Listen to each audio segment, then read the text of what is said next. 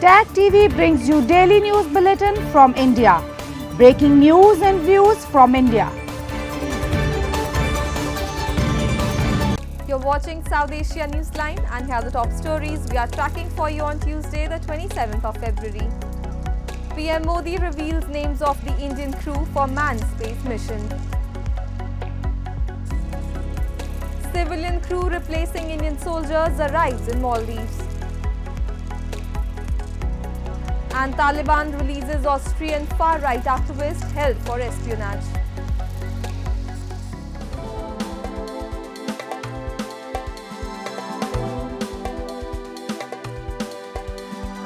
And now for all the details. Indian Prime Minister Narendra Modi on Tuesday revealed the names and bestowed astronaut wings to 4 Vyomnauts who will be part of India's first manned space mission, Gaganyaan, slated to take place in 2025. Group Captain Prashant Balakrishnan Nair, Group Captain Ajit Krishnan, Group Captain Angad Pratap and Wing Commander Subhanshu Shukla, the 4 Indian Air Force test pilots are the astronaut designates who have been undergoing trainings in various aspects of space flight, initially in Russia and later at ISRO's facility in Bangalore. Addressing the gathering at Vikram Sarabhai Space Centre, the Prime Minister started by calling for a standing ovation for the astronaut designates and said today is such an occasion for India when the present generation can take pride in the historic achievements of the nation in land, air, water and space. Recalling India's Chandrayaan success, he said India is continuously expanding its space in the global order and its glimpses can be seen in the country's space program. हमारी आज की generation बहुत सौभाग्यशाली है जिसको जल, थल, नभ और अंतरिक्ष में ऐतिहासिक कामों का यश मिल रहा है। 40 वर्ष के बाद कोई भारतीय अंतरिक्ष में जाने वाला है, लेकिन इस बार टाइम भी हमारा है, काउंटडाउन भी हमारा है और रॉकेट भी हमारा है। Malian Defense Ministry on Monday informed that the first group of Indian civilians who will replace the Indian troops and handle the helicopters provided by New Delhi for medical purposes in Maldives has arrived in the country.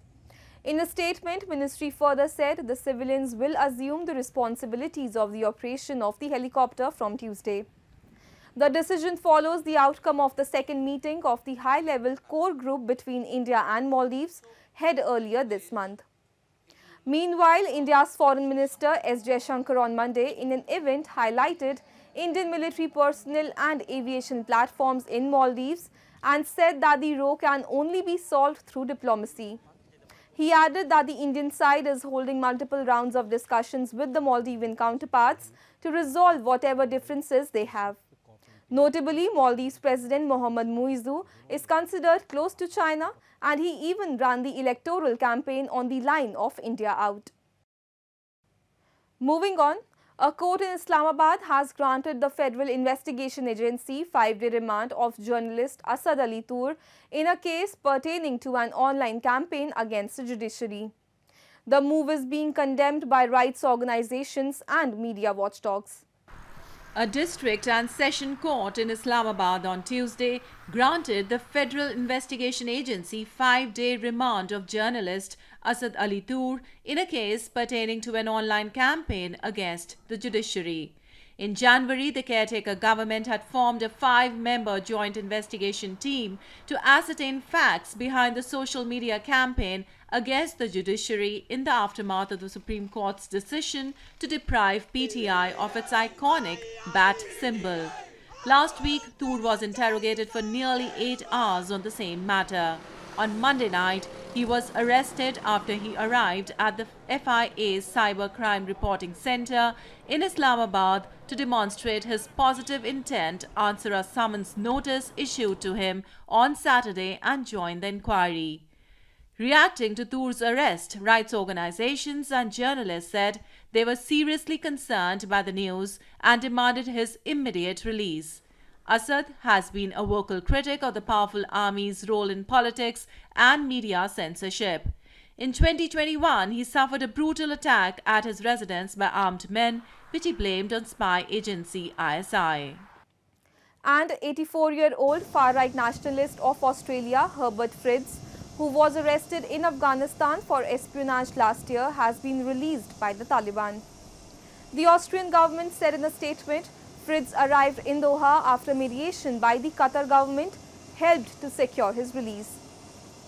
He was arrested last year after defying Austria's long-standing warning against travel to Afghanistan, which in 2021 returned to the rule of the Taliban. Since May, Austria's foreign ministry had been actively working on securing the release of Fritz, a founding member of the country's National Democratic Party, an extreme right group banned in 1988. Sri Lanka on Monday said it had ended long-term tourist visa extensions for thousands of Russians and Ukrainians using the policy to live in the island nation since Moscow's invasion of Ukraine. The immigration controller has issued a notice to the tourism ministry asking Russian and Ukrainians on extended tourist visas to leave Sri Lanka within 2 weeks. Just over 2,88,000 Russians and nearly 20,000 Ukrainians have travelled to Sri Lanka in the last 2 years since the war began, according to official data. However, President Ranil Wickremesinghe has ordered an investigation of the notice in an apparent bid to prevent diplomatic tensions. The exact number of visitors who extended their stay beyond the typical 30-day tourist visa duration remains unclear.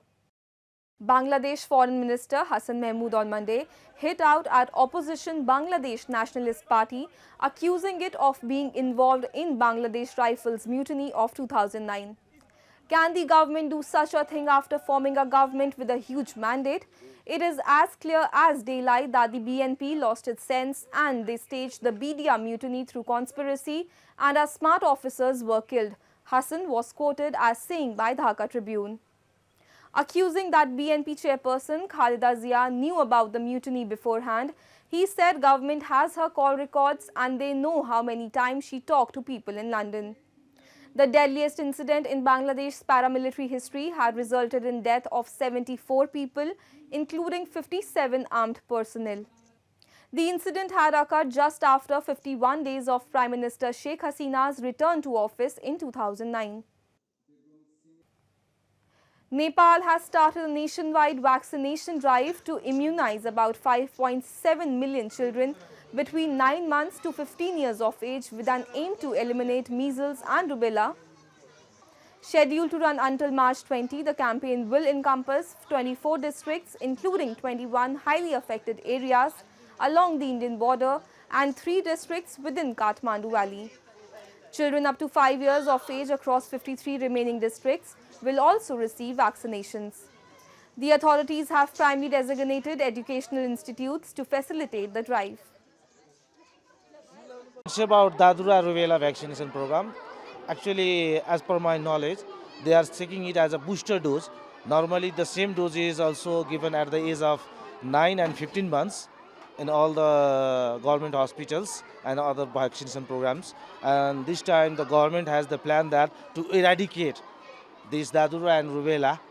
I should be saying I'm very happy because it is quite free. It's quite free, and because of the concern of government, I can probably feel very well as to my work pretty well now. That's all in tonight's edition. We will see you same time tomorrow. Good night.